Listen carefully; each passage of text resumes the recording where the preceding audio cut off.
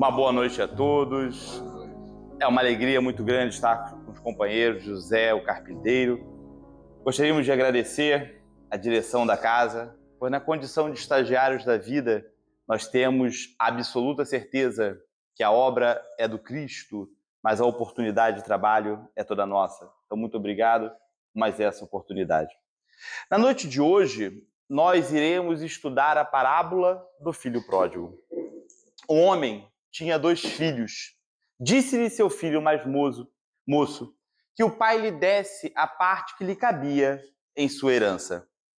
O pai, então, dividiu seu patrimônio entre os 2 filhos, o filho mais moço e o filho mais velho. Alguns dias depois, o filho caçula pegou tudo que lhe pertencia e saiu da casa do pai, indo morar num país longínquo, ali dissipando todo o seu patrimônio, vivendo dissolutamente. Quando ele havia consumido tudo que tinha, sobreveio àquele país uma grave crise de fome. E ele então começa a passar necessidades. Então ele resolve ir ao campo para cuidar dos porcos, pensando em se alimentar das alfarrobas que eram dadas aos porcos. Mas nem isto lhe davam de comer. E ele começa a passar fome. Então ele parou e pensou, veja, eu estou passando fome. E na casa de meu pai, até os empregados têm pão farto. Levantar-me-ei, irei a meu pai e direi, pai, sei que pequei contra o céu e contra ti. Não sou digno de ser considerado teu filho. Trata-me como um de teus empregados.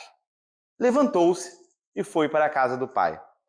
Quando o pai o viu ao longe, teve compaixão dele e correu ao seu encontro, abraçando-o e beijando-o.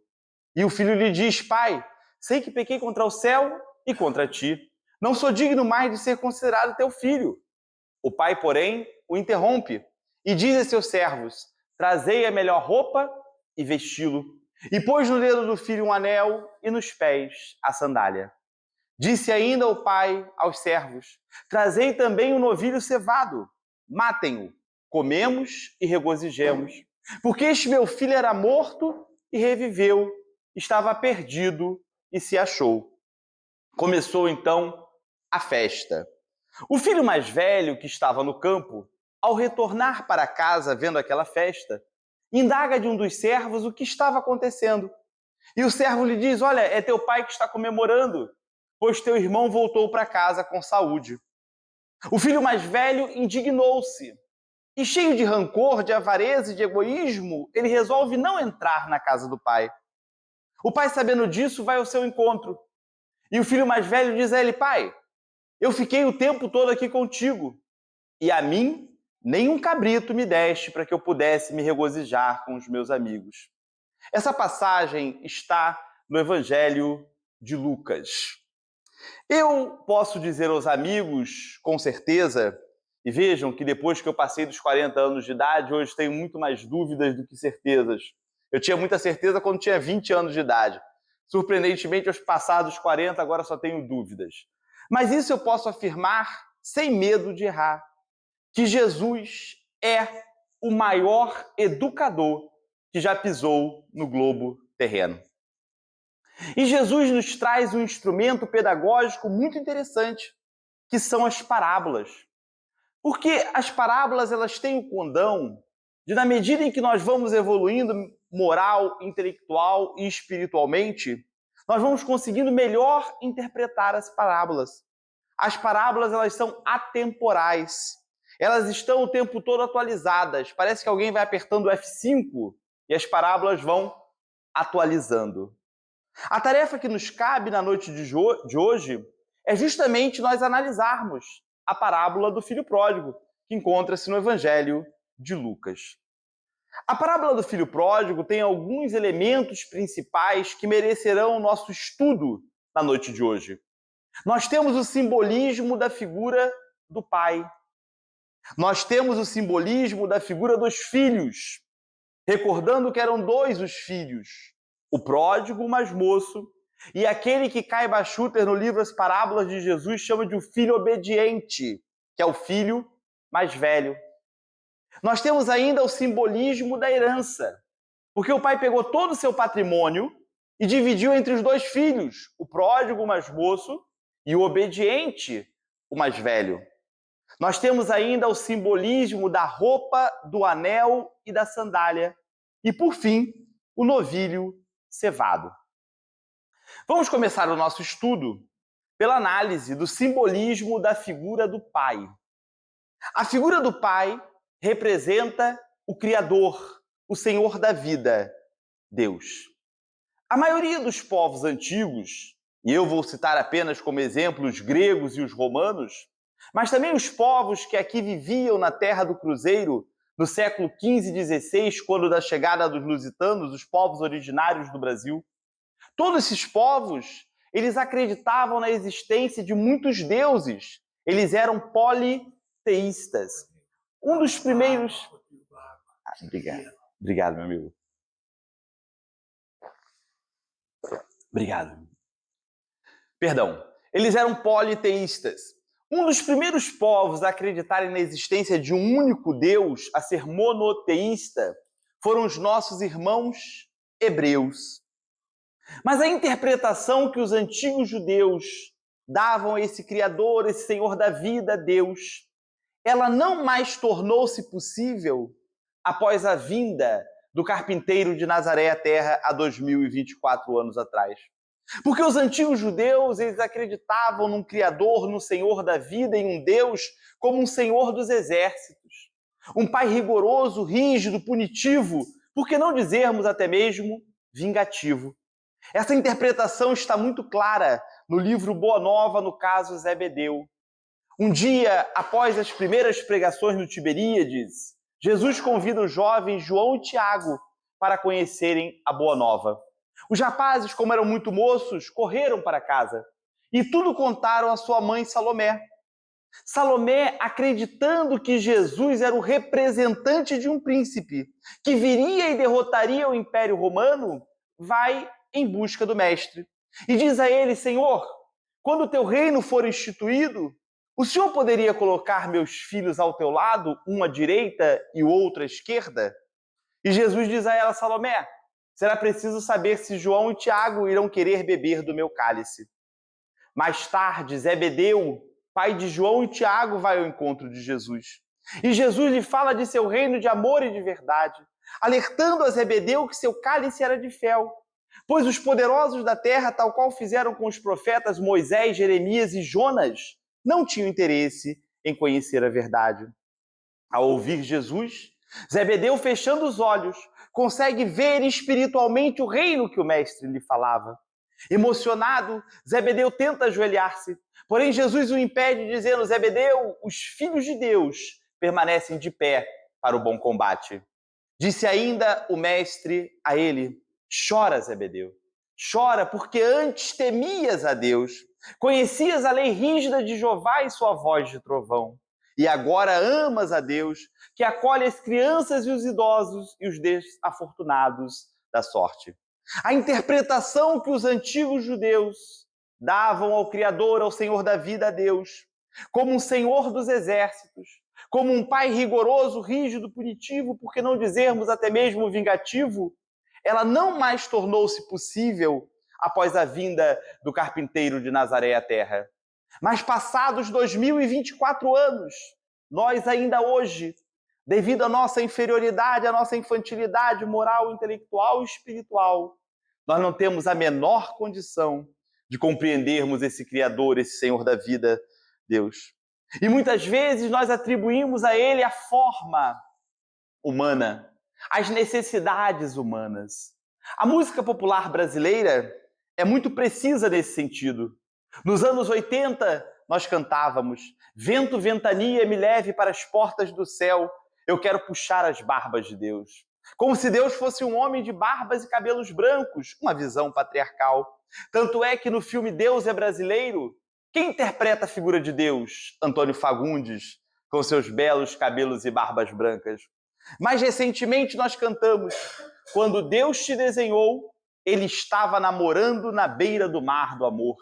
Nós atribuindo a Deus uma necessidade tipicamente humana.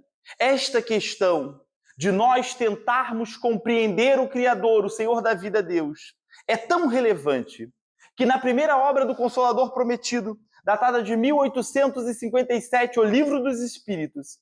A primeira pergunta que Kardec faz aos benfeitores da humanidade é justamente sobre esta temática. Questão número 1 do Livro dos Espíritos, indaga Kardec aos benfeitores da humanidade: que é Deus? Vejam que Kardec não pergunta nem quem é, nem o que é Deus. Ele indaga que é Deus.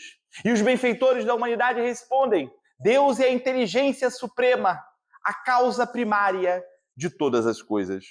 Nós sabemos que no universo nós temos Deus, Espírito e matéria.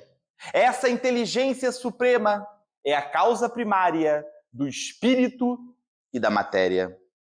Como nos diz a belíssima canção espírita: eu ouço seu nome por toda parte, na voz que emana da natureza, nas aves que cantam pelo ar, na pedra que silenciar, na voz de um menino a rezar no som da vida. As obras básicas da doutrina espírita, em especial o Livro dos Espíritos e a Gênese, nos deixam bem claro que, devido à nossa inferioridade, à nossa infantilidade moral, intelectual e espiritual, nós não temos ainda a menor condição de compreendermos esse Criador, esse Senhor da vida, Deus. Passado a análise do simbolismo da figura do Pai, vamos agora estudar o simbolismo da figura dos filhos, recordando que eram dois os filhos: o pródigo, o mais moço, e o obediente, o mais velho. A figura dos filhos representam a humanidade terrena, a família terrena. Vamos começar pelo filho mais velho, o filho obediente. O que fez o filho obediente? O filho obediente pegou a parte que lhe cabia em sua herança e ficou na casa do pai. E quando seu irmão retorna, o que ele faz? Ele se alegra com o retorno do irmão? Não. Ele se indignou. E cheio de rancor, de avareza e de egoísmo, ele resolve não entrar na casa do pai. E quando o pai vai ao seu encontro, ele fala: pai, eu fiquei o tempo todo aqui contigo, e a mim nem um cabrito me deste para que eu pudesse me regozijar com os meus amigos. Que parcela da família terrena representa esse filho obediente? O filho obediente representa uma boa parte dos religiosos. Aqueles que ficamos na casa do Pai, falamos em nome do Pai, mas não conseguimos usufruir do patrimônio do Pai. Nem um cabrito me deste para que eu pudesse me regozijar com os meus amigos. Disse-nos o carpinteiro de Nazaré: nem todos que dizem Senhor, Senhor, entrarão no reino dos céus. Somente entrará no reino dos céus aquele que fizer a vontade de meu Pai, que está no céu. Numa rápida análise da história da sociedade terrena, quantas atrocidades, quantos crimes nós cometemos em nome de Deus e em nome do Cristo. Aos antigos judeus nós poderíamos atribuir a perseguição aos cristãos.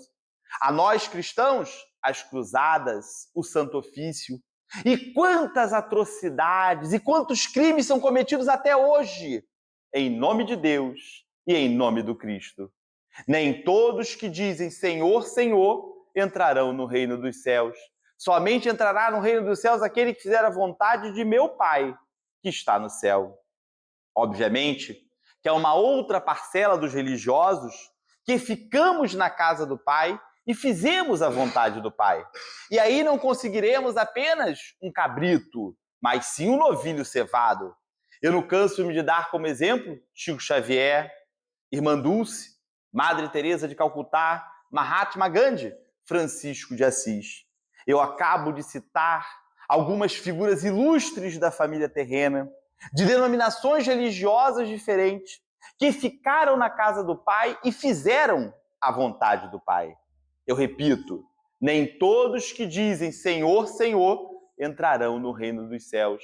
Somente entrará no reino dos céus aquele que fizer a vontade de meu Pai, que está no céu. Vamos agora analisar o simbolismo da figura do filho pródigo, o filho mais moço. O que fez o filho pródigo? O filho pródigo pegou a parte que lhe cabia de sua herança e saiu da casa do pai, indo morar num país longínquo, ali dissipando todo o seu patrimônio, vivendo dissolutamente. Viveu como se não houvesse o amanhã. ele ativou o modo férias, né? Porque vocês têm no celular de vocês o modo avião, né? E na vida a gente tem o modo férias. Às vezes a gente precisa ativar esse modo férias, né? Todas as vezes que eu tenho oportunidade de ativar meu modo férias, a primeira coisa que eu faço é deixar o relógio em casa. Quando eu chego no quarto do hotel, da pousada, eu deixo o celular, né? Entrego o cartão na mão da Nívia e a partir daquele momento meu modo férias está ativado, né? Depois a gente vê como é que a gente faz para pagar o cartão de crédito, mas isso é uma outra história. Vamos deixar isso para lá. Uma boa parte da família terrena encontra-se encarnada na Terra com o modo férias ativado o tempo todo, vivendo como se não houvesse o amanhã, vivendo como se a verdadeira vida e a verdadeira pátria fosse esta, esquecendo ou desconhecendo que a verdadeira vida e a verdadeira pátria é a que nos aguardam além do túmulo.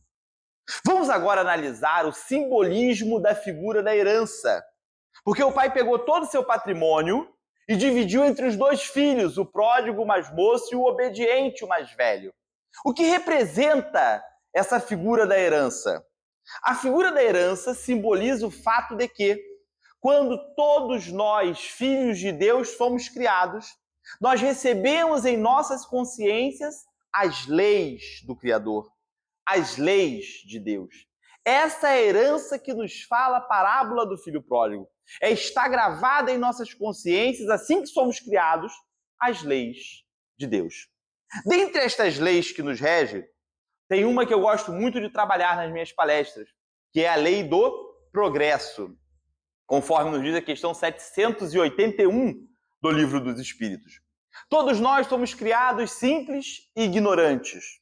E nesse momento é gravada em nossas consciências as leis de Deus. É a herança que nos fala a parábola do filho pródigo. Mas qual é o nosso destino? O nosso destino é a felicidade. A felicidade, ela é representada na parábola do filho pródigo pela figura do quê? Do novilho cevado. Disse o pai ainda aos servos: trazei também o novilho cevado, matem-o, comemos e regozijemos. Na parábola, o filho ficou feliz quando ele pôde usufruir do patrimônio do pai, do novilho cevado. E na nossa vida de espíritos, quando é que nós seremos felizes? Da mesma forma. Quando nós conseguirmos usufruir da herança que o Pai nos deu.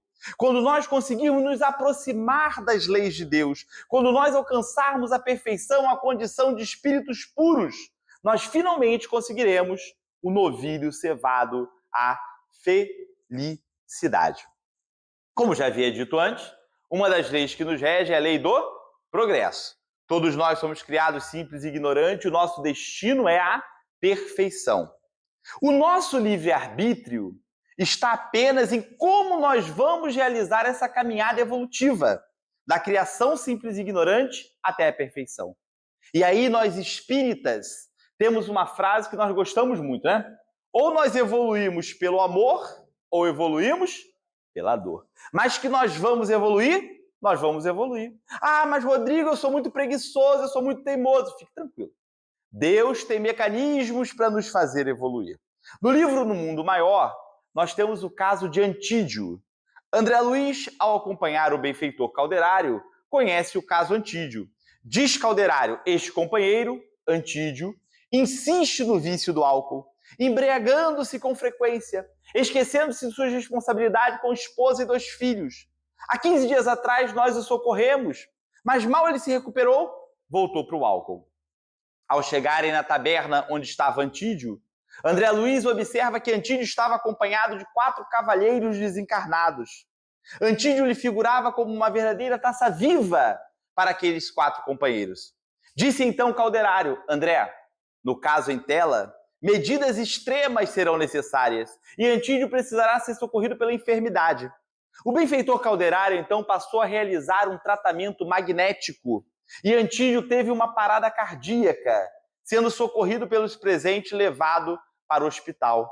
Disse então Calderário: olha, o problema cardíaco irá afastar Antídio do álcool por alguns meses, dando tempo dele se desintoxicar, porque se assim não fosse, em poucos dias, ele iria parar no manicômio. Nós, querendo ou não querendo, nós iremos evoluir. O nosso livre-arbítrio está apenas em como nós vamos realizar essa caminhada evolutiva, da criação simples e ignorante até a perfeição. Ou iremos evoluir pelo amor, ou iremos pela dor. Aí a escolha é de cada um de nós. Vamos recordar o que aconteceu na parábola do filho pródigo. O filho pródigo, mais moço, pegou toda a parte que lhe cabia na herança e saiu da casa do pai, indo morar num país longínquo, ali dissipando todo o seu patrimônio, vivendo dissolutamente. Quando ele já havia consumido tudo que tinha, sobreveio àquele país uma grave crise de fome, e ele começa a passar necessidade. Então ele resolve ir para o campo para cuidar dos porcos, pensando em se alimentar das alfarrobas que eram dadas aos porcos. Mas nem isto lhe davam de comer, e ele começa a passar fome. Então ele parou e pensou, veja, eu estou passando fome, e na casa de meu pai, até os empregados têm pão farto. Levantar-me-ei e irei a meu pai e direi, pai, sei que pequei contra o céu e contra ti. Não sou digno mais de ser considerado teu filho, trata-me como um de teus empregados. Levantou-se e foi para a casa do pai. Quando o pai o vê ao longe, o que o pai faz? O pai fica chateado com ele porque ele está retornando sem dinheiro? O pai manda os servos fechar a porta da casa ou dizer que não estava em casa? Não. O pai tem compaixão dele e corre ao seu encontro abraçando-o e beijando-o. E quando o filho lhe diz, pai, sei que pequei contra o céu e contra ti, não sou digno mais de ser considerado teu filho. O pai o interrompe e diz aos servos, trazei a melhor roupa e vesti-lo. E pôs no dedo do filho um anel e nos pés a sandália. A parábola do filho pródigo vem derrogar a doutrina blasfema, caduca e irracional das penas eternas e do inferno como nós compreendíamos. Doutrina esta criada por nós, seres humanos, até mesmo para controlarmos os nossos semelhantes, não podendo ser considerada uma interpretação coerente das leis de Deus. Porque se Deus criasse um filho seu para ficar eternamente no sofrimento, Deus não seria soberanamente bom, justo e misericordioso. A figura da roupa, do anel e da sandália simboliza o fato de que, quando todos nós nos arrependermos dos nossos equívocos, Deus abrirá para nós as portas da regeneração. Nos dará todas as condições de nós expiarmos e repararmos os nossos erros. Trazei a melhor roupa e vesti-lo, e pôs no dedo do filho um anel e nos pés a sandália. Quando eu conheci a Nívia, minha esposa, ela tinha no carro um adesivo com a seguinte frase: reencarnação, uma questão de justiça de Deus. A reencarnação é um instrumento que torna possível o cumprimento da lei do progresso. Também no livro Boa Nova, nós temos o caso de Maria de Magdala. Maria, ao conhecer a pregação de Jesus em Magdala, impressionou-se e resolveu deixar para trás toda uma vida de prazeres que tinha com os patrícios romanos. Maria de Magdala era bela, porém rejeitada pelos de sua raça, pois ela havia abandonado a sua casa. Maria viaja uma noite inteira de Magdala a Cafarnaum, e ao chegar em Cafarnaum, ela dirige-se à casa humilde de Simão Pedro, onde parecia que o carpinteiro de Nazaré estava lhe esperando. Jesus a recebeu com um sorriso nos lábios de maneira muito carinhosa. Maria de Magdala diz ao mestre que era uma pecadora, e Jesus diz a ela que ainda havia tempo, bastava que ela renunciasse aos equívocos. Maria de Magdala lamenta-se o fato de não podido ter sido mãe até aquele momento. E Jesus diz a ela que maior que as mães que cuidam dos próprios filhos são aquelas mães que cuidam dos filhos das outras mulheres. Nesse momento, Simão Pedro passa pela porta do quarto onde estava conversando Jesus e Maria de Magdala e lança a Maria de Magdala um olhar frio e de desconfiança. Maria de Magdala então indaga do mestre o que seria dela e dos demais quando ele fosse embora. E Jesus lhe diz que cada um pegue a sua cruz e seja fiel a Deus. Após o Calvário e o Madeiro e a aparição do mestre aos discípulos, os apóstolos saíram de Jerusalém e retornaram para a região da Galileia, ali se separando para espalharem a boa nova. E Maria retorna para a sua cidade. E em Magdala, ela volta a ser tentada a retornar à vida que tinha antes de conhecer Jesus. Maria de Magdala resiste e passa a trabalhar para garantir o próprio sustento. Um dia apareceu naquela região um grupo de leprosos, e Maria de Magdala foi ter com eles na praia, e debaixo das árvores lhes falou da boa nova. As autoridades locais, temendo que os leprosos contaminassem a população, expulsam-os daquela região. E Maria de Magdala os acompanha até Jerusalém, indo para a periferia, para o Vale dos Leprosos, onde ali Maria de Magdala passou a cuidar de seus irmãos de humanidade, os filhos que Jesus lhe havia comentado. Em pouco tempo, a beleza de Maria de Magdala é substituída por feridas em sua epidérmia. Quando a sua saúde já estava bastante comprometida, Maria de Magdala deseja ir para Éfesos. Queria reencontrar antigos amigos, em especial João e Maria de Nazaré. A viagem lhe foi longa e penosa, e nas portas de Éfesos, Maria de Magdala não pôde mais prosseguir, sendo acolhida por uma família cristã que a levou para sua casa, onde ela pôde reencontrar antigos amigos. E ao desencarnar, quem estava aguardando Maria de Magdala? O próprio Cristo. E Jesus diz a ela: Maria, você conseguiu transpor, cruzar a porta estreita do sacrifício. No livro Paulo e Estevão, nós temos o caso de Saulo de Tarso. Saulo, após o enterro de Abigail, ele resolve passar alguns dias com Ruth e Zacarias, inteirando-se dos últimos instantes de sua saudosa noiva.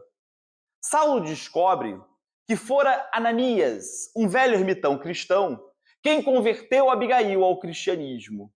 Saulo então indaga de Zacarias onde estava Ananias. E Zacarias diz que Ananias havia se mudado daquela região há 2 meses atrás. O jovem rabino então diz que precisava encontrar Ananias para puni-lo adequadamente, pois Ananias diz respeitar as leis de Moisés. Zacarias ainda argumenta com ele, mas diz: Saulo, mas como queres punir Ananias, que tanto bem fez para Abigail? O jovem rabino inflexível diz que é o seu dever. Ao retornar para Jerusalém, torturando um prisioneiro cristão, Saulo descobre que Ananias havia se mudado algumas semanas de Jerusalém para Damasco. 2 dias depois, Saulo organiza uma reunião do Sinédrio e obtém dos demais sacerdotes os documentos que lhe autorizavam tudo a fazer para punir Ananias, inclusive a pena de morte. 3 dias depois, vamos ver Saulo saindo de Jerusalém em uma pequena comitiva. Foi acompanhado de 3 servos, Jacó, Jonas e Demétrios. Nas vésperas de chegar ao seu destino, pela manhã, o jovem rabino estava absorto em seus pensamentos. Era mais ou menos meio-dia, quando as primeiras imagens de Damasco se viam ao longe. Todos percebem no céu luzes solares diferentes. E Saulo, que vinha à frente daquela pequena comitiva, cai do animal que estava montado e vê o céu se abrir e contempla a figura majestática de Jesus. Instintivamente, Saulo estava de joelho no solo quente do deserto e ouve uma voz que lhe diz: Saulo, Saulo, por que me persegues? O jovem rabino, surpreso e assombrado, indaga: Quem sois vós, Senhor? E o Senhor desconhecido lhe diz: Eu sou Jesus. Saulo curva-se para o chão e, em um pranto copioso, em um instante, recorda toda a perseguição que havia realizado aos seguidores do carpinteiro de Nazaré. Abigail não estava louca, Estevão estava certo. Jesus amorosamente lhe toca o ombro e lhe diz: Saulo, não recalcitreis contra os agrilhões, não resista à vontade de Deus. Saulo compreende o que o mestre quer lhe dizer. E ainda ali, no solo quente do deserto, ele faz a sua primeira procissão de fé, indagando ao mestre: Senhor, o que queres que eu faça? E Jesus lhe diz: Saulo, entre em Damasco, e lá será dito o que fazer. Ao despertar daquela conversa com Jesus, Saulo percebe que estava cego. Vocês vejam, né? Em todas as minhas palestras, eu sempre arrumo um jeito de trazer a história disso. O nome disso é reserva de mercado. Saulo estava cego. E ele passa a ouvir a conversa dos seus 3 servos que o rodeavam, que acreditavam que ele havia enlouquecido, pois viram ele conversando com um ser invisível. Saulo então dispensa Jonas e Demétrios e segue a pé com Jacó até entrar em Damasco. Entrando em Damasco, Saulo pede a Jacó que o leve à casa de seu amigo Sadoque. Sadoque foi quem primeiro falou com Saulo sobre os seguidores do carpinteiro de Nazaré. Sadoque acompanhou Saulo aquela manhã, quando ele foi à periferia de Jerusalém, à igreja dos homens do caminho, quando teve o primeiro embate com Estevão. Saulo era muito rigoroso em seus costumes. E como sabia que Sadoque tinha visitas em casa, ele fica no portão e pede para que Jacó vá ver se o amigo estava em casa. Jacó conta todo o ocorrido para Sadoque, e Sadoque também acreditou que Saulo havia se perturbado e mandou dizer que não estava em casa, indicando para Jacó uma hospedaria onde eles pudessem passar a noite, dizendo que no dia seguinte iria buscar Saulo. Na manhã do dia seguinte, Jacó, muito consternado, diz a Saulo que precisava retornar para Jerusalém. O jovem rabino fica ali, cego e sozinho. Após 3 dias de profundas reflexões, quem veio ao encontro de Saulo? Ananias. A ovelha perseguida veio buscar o lobo feroz e voraz. Ananias batiza Saulo e, impondo-lhe as mãos nos olhos, faz com que ele volte a enxergar. E ali Saulo inicia todo o seu apostolado. Mais tarde passa a usar o nome de Paulo de Tarso. E sem sombras de dúvidas, Paulo de Tarso é um grande apóstolo. É um dos maiores divulgadores da doutrina cristã.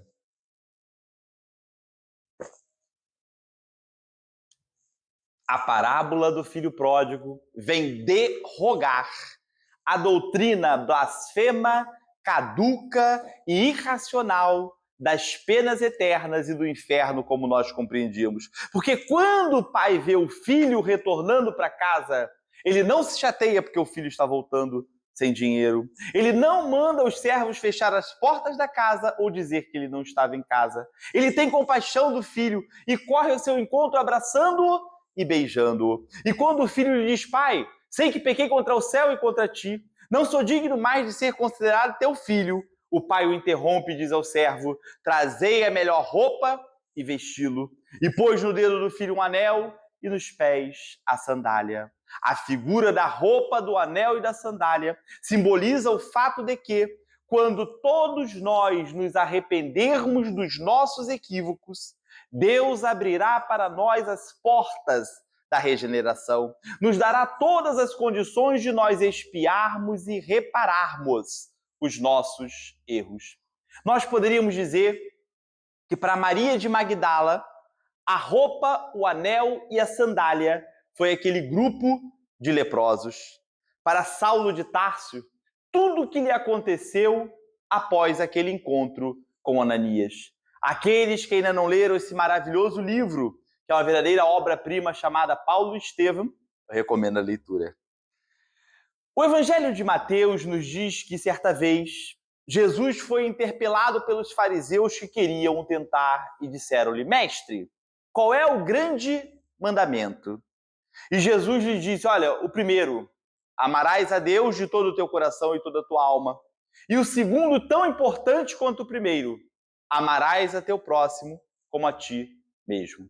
Continuou o mestre: estes 2 mandamentos resumem todas as leis e todos os profetas. Vejam, quando o carpinteiro de Nazaré resume para os fariseus todas as leis e todos os profetas, ele o faz em 2 mandamentos. Amarás a Deus, amarás ao próximo. Porém, um único verbo, que é o verbo amar. Nós podemos então dizer que Jesus, ele resumiu todas as leis e todos os profetas numa única lei, que é a lei do amor. Como nos diz o grande poeta popular Xande de Pilares, em sua belíssima canção: quem cultiva a semente do amor, segue em frente e não se apavora. Se na vida encontrar de sabor, vai saber esperar sua hora. No livro Sublimação, nós temos o caso de Anatoly. Na aldeia de Cá, na região remota do Cáucaso, destacava-se a mansão dos lilazeiros. Ali vivia há mais de 20 anos um homem de aspecto sombrio e enigmático chamado Andrezei. Andrezei criava cavalos, cabras e galinhas. Era muito estimado pelos seus vizinhos e até mesmo sendo admirado pelos militares russos que serviam naquela região devido às suas habilidades como cavaleiro. Andrezei transformou a sua casa em um albergue para os viajantes, um orfanato e um asilo para os desafortunados da sorte. Andrezei cuidava com muito amor e dedicação das crianças e dos idosos, que tinham nele o pai e o filho, que lhes dava o amparo necessário. O passado de Andrezei era um verdadeiro mistério para todos que com ele conviviam. Uma tarde, o seu amigo, o capitão Noack, indaga de Andrezei se ele não sentia saudades da civilização. E Andrezei resolve contar-lhe a sua história. Diz que seu verdadeiro nome era Anatoly e que, quando jovem, era oficial do exército russo, sendo muito estimado pelo seu chefe, o general Olaf, passando a dar aulas de equitação para um dos filhos de Olaf, ficando amigo do rapaz, e passou a frequentar a casa do chefe. Ali ele conheceu e se apaixonou pela filha de Olaf, Isabela, sendo por Isabela correspondido e passaram a namorar às escondidas com o auxílio dos servos. Anatoly, embora oficial do exército russo, não tinha qualquer título de nobreza, e Olaf, além de general, era conde. A esposa de Olaf desagradava-se com a presença de Anatoly nos jantares em sua casa. Um dia, quando Anatoly e Isabela preparavam-se para pedir a permissão de Olaf para o namoro, a família de Isabela é surpreendida por um pedido de casamento do príncipe Rodolfo, casamento este organizado pelo próprio imperador da Rússia, o que muito agradou a família orgulhosa de Isabela. Isabela, num primeiro momento, indignou-se, ao ponto de buscar o príncipe Rodolfo e lhe falar do amor que tinha por Anatoly. Rodolfo, que era um homem muito bom, diz a Isabela que nada podia fazer, pois o casamento foi organizado pelo próprio imperador da Rússia. Isabela percebe, então, que o melhor que tinha que fazer é se afastar de Anatoly e aceitar o casamento com Rodolfo, até para o bem de sua família. Anatoly, inconformado, resolve sequestrar Isabela, com o auxílio do seu amigo verdadeiro, Andrezei. Isabela é sequestrada. Tropas russas são mobilizadas e Isabela é resgatada. Anatoly e Andrezei são presos, levados para uma cadeia em Moscou. Ali são rebaixados de posto no exército russo e condenados a 1000 chibatadas, o que depois foi reduzido para 500. Os dois jovens quase morreram. E mal se recuperaram, foram mandados para a frente de batalha, para a região beligerante do Cáucaso. Quando participavam de uma das primeiras batalhas, Andrezei é ferido de morte. Então ele diz a seu amigo Anatoly: aproveita que nós não somos conhecidos nestas tropas e passe a adotar meu nome. Pegue as reservas que eu tenho guardado no acampamento e recomece a sua vida. Anatoly resolve seguir o conselho do amigo e, a partir daquele momento, passa a usar o nome de Andrezei. Anatoly deserta do exército russo, embreando-se nas florestas da região do Cáucaso, fugindo de aldeia em aldeia, até que conheceu um velho ermitão cristão, com quem passou a viver por 2 anos, educando-se no cristianismo. Anatoly converteu, transformou todo o amor que tinha por Isabela para os idosos e para as crianças desamparadas da sorte. Após conhecer a verdadeira história de Anatoly, o capitão Noack ainda permanece servindo naquela região por mais 2 anos. Depois é transferido e não mais volta a encontrar o seu amigo Anatoly enquanto encarnado. Ao desencarnar, o capitão Noack é visitado pelo seu amigo Anatoly, a quem teve uma grande dificuldade de reconhecer pela aparência, pois Anatoly estava jovem, belo, lhe figurava quase como um ser angelical. Anatoly diz a Noack que também Isabela realizou na Terra uma importante obra de assistência aos mais necessitados, e que quando ele desencarnou, Isabela estava lhe esperando, e que agora seguiam juntos trabalhando. O capitão Noack, então, indaga de Anatoly se a separação dele de Isabela foi alguma espécie de punição por algo de errado que eles tivessem feito no passado. E Anatoly diz que não. Que, na verdade, todo aquele sofrimento foi um estímulo para que eles pudessem se aproximar de Deus e cuidar do próximo, não mais dedicando-se a um amor egoístico. Ao resumir todas as leis e todos os profetas, Jesus o faz em 2 mandamentos, porém um único verbo, que é o verbo amar. Também no Evangelho de Mateus, Jesus nos diz: vinde a mim todos vós que estáis aflitos e sobrecarregados, e eu vos aliviarei. Pois o meu jugo é suave e meu fardo é leve. Por que Jesus nos diz que seu fardo é leve? Qual é o fardo de Jesus? O fardo de Jesus é a observância das leis de Deus. Leis estas que nós recebemos como herança em nossas consciências, assim que somos criados simples e ignorantes. É a herança que nos fala a parábola do filho pródigo. E na medida em que nós conseguirmos usufruir desse patrimônio do Pai, que nós conseguirmos nos aproximar das leis de Deus, que nós alcançarmos a perfeição, a condição de espíritos puros, nós finalmente conseguiremos o novilho cevado, a felicidade. Como nos diz a belíssima canção espírita, e ao final da luta, ele haverá de estar nos esperando e erguerá a voz ao Pai em um hino, dizendo: eis aí teus filhos, enfim, em paz. Que nós possamos pegar os nossos arados e seguirmos felizes a nossa tarefa, amando, trabalhando, semeando e esperando, que dias melhores só dependem de cada um de nós. Muito obrigado pela caridade de terem me ouvido na noite de hoje. Muita luz, muita paz a todos. Eu mais uma vez agradeço sinceramente a direção do nosso querido Centro José o Carpinteiro por mais esta oportunidade. Uma boa noite, meu muito obrigado e até breve.